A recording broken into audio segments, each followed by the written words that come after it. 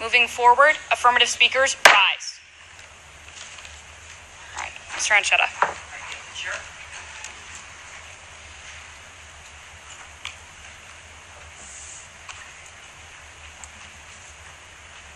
Good morning, Senators. This is Senator Anchetta speaking for the first time this legislative session. I represent the state of Texas, and at the leisure of the judges, please give me a thumbs up when you're ready for me to begin. Okay, thumbs up from everyone on this side. Okay, thumbs up from everyone on this side. Thank you. And then chair and parliamentary. All right, colleagues. All right, good stuff.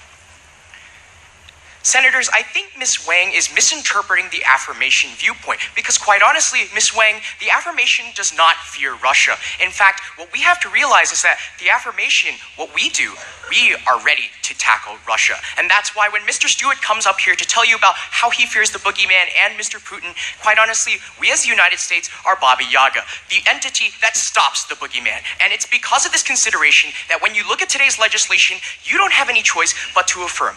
But why is that true? Well, in order to stop this Baba Yaga figure, we have to keep these sanctions in place. And by doing so, what we realize is that we weaken the military in force in order to pull them out of the Ukrainian conflict. But then second, in addition to that, what you also have to consider in today's debate is the fact that when we look at the legislation, it allows us to put in diplomatic balance within the status quo. And that's why you're going to affirm. But what is the first point? What we need to explore is from the Center for Post-Industrial Studies in September of 2016, which finds that if you're trying to weaken the military and force them to pull out, this is happening in the status quo with the presence of these economic sanctions. So Ms. Wang, if you're trying to tell us that we're putting Russia in the front, you're right, if we're trying to negate the legislation. But quite honestly, in the affirmation, what we see is that according to the same report, what we have to realize is the tragedy with Russia is actually caused by a decrease in sanctions and increase in the diplomatic pull power. Now, what we have to realize, again, Senators, is the fact that within the status quo, we're trying to say we're getting rid of sanctions. But quite honestly, Senators, that would be the wrong action to take within today's consideration. So, second, what we also need to address is the fact that a decrease in violence isn't stopped. So Ms. Oliver, when she came up here to try and tell you about the fact that we are going to be decreasing violence, that's quite honestly not going to happen. Because let's realize that even though we're reducing the fact that Russia has a presence within the Ukrainian conflict, we're actually increasing cyber attacks by taking it out. So let's refer to this time an article from the Heritage Foundation in March of 2017, which writes that if you're taking these sanctions out, all you're going to be doing is increasing the cyber attacks by 50%.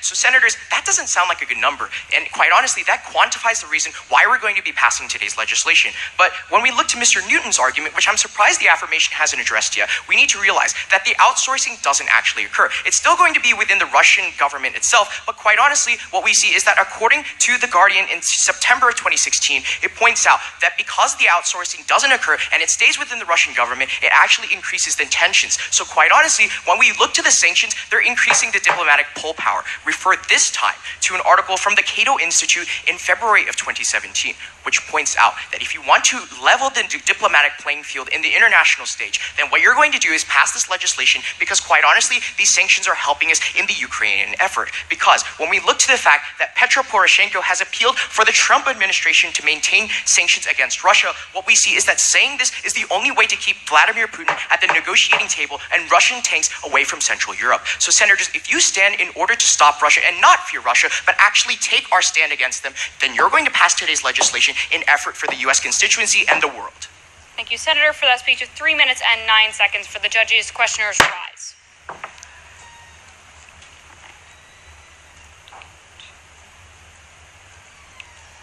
Senator Newton.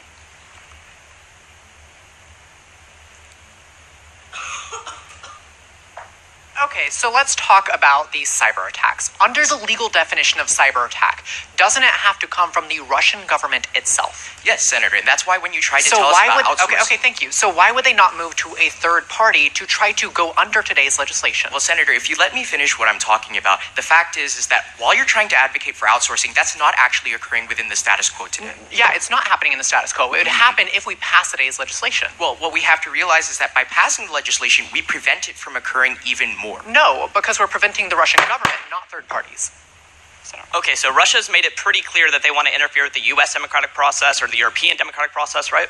I mean, that's a conspiracy still, but yes, they have made Okay, it. well, our intelligence agencies actually have confirmed this on multiple fronts. But more specifically, if we were to pass this legislation and Russia were to be unable to commit cyber attacks on their own front, why wouldn't they go to these outsourced methods? Well, Senator, the thing is like I'm trying to tell you, within the status quo, all you're going to be doing by negating is going to increase that effort. But quite honestly, what we see... Thank you, Senator. You may take your seat with your placard. State that privilege. Granted.